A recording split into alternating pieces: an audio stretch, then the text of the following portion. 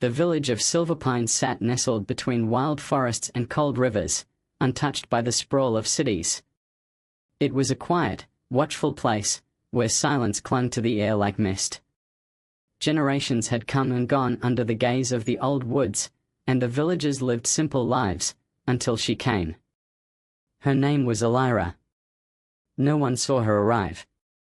One day, she simply walked out of the woods, barefoot, her dark hair in loose waves, and her eyes the color of storm clouds. She wore a faded blue dress and spoke with a soft voice that seemed to carry secrets. The baker's boy, Arlen, saw her first. He offered her bread, and she thanked him with a smile so radiant it turned his legs weak. By nightfall, Arlen was missing. Gone to the city, his mother said tearfully. Left a note. Said he wanted more from life. But the city was days away, and no one had seen him travel the road. Weeks passed, and then Tomlin the blacksmith disappeared. Then Reese, the schoolmaster's son. Always young men, always after they had spoken with Elira.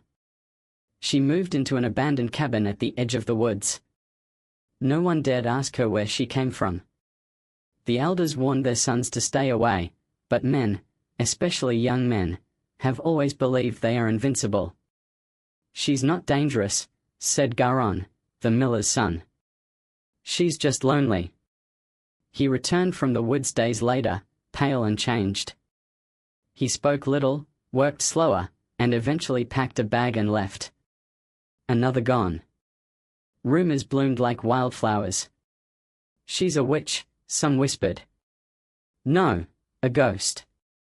Maybe a forest spirit. The woods protect her. But no one had proof, and no one dared confront her. Then came Cale. Cale was no ordinary man.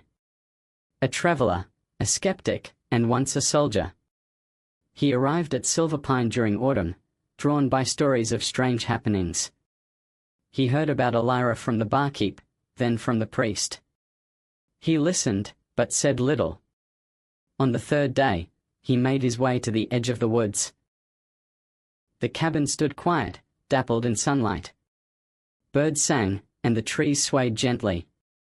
Elira sat on the porch, weaving flowers into a crown. Cale stopped a few feet away. You're the one they speak of. She didn't look up. People say many things. Men disappear after they meet you. Do they?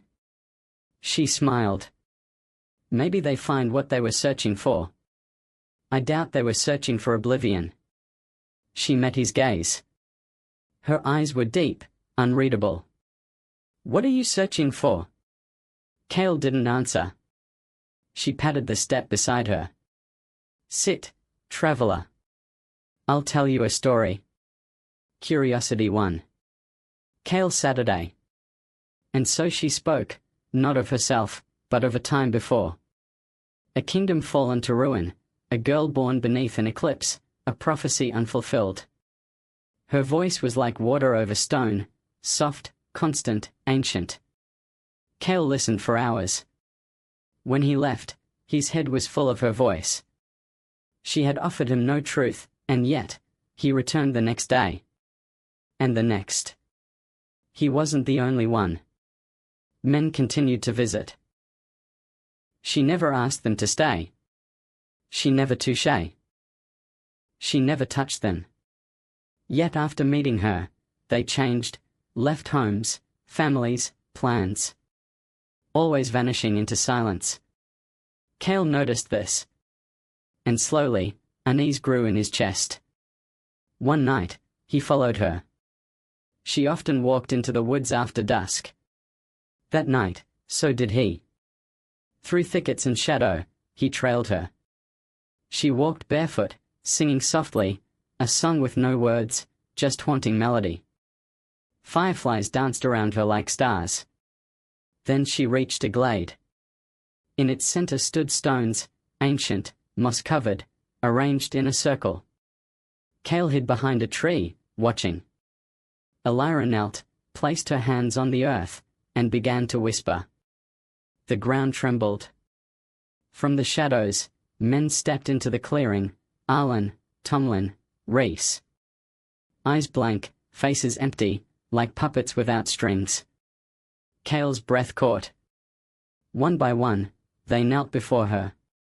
She spoke in a language he didn't know, and light swirled around her fingers, drawing from them something unseen.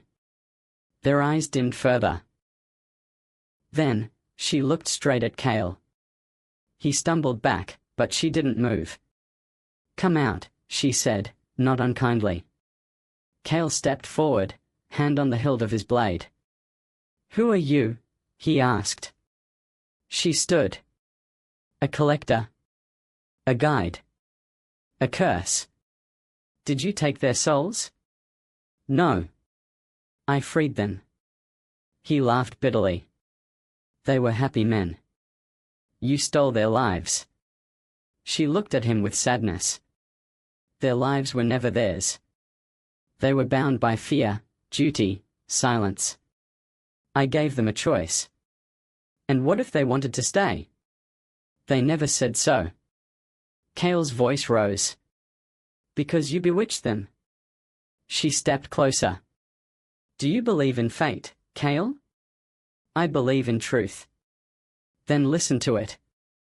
She touched his forehead gently, and visions swam into his mind. He saw a kingdom of glass and shadow, a princess marked by stars, betrayed and exiled.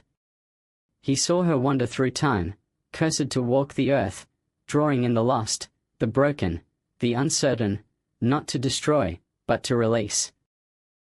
She showed them the paths they had never dared take. "I was never meant for this world," she whispered. "But I'm here until my debt is paid."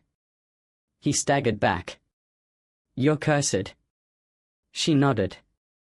"And they followed me because they were, too, in their own ways." Cale left that night, unable to sleep. He returned to the village, burning with questions. But who would believe him? By morning, he was gone too. Only Elira remained. And the forest watched. Years passed, and Silverpine grew quiet again. The tales of the siren faded into folklore. Children told stories about a woman in the woods who whispered to the wind and led wanderers away. No one knew if it was true. But sometimes, on misty mornings, footprints appeared on the path leading into the trees. And somewhere deep within, a young woman's song echoed under ancient boughs, always soft, always beckoning.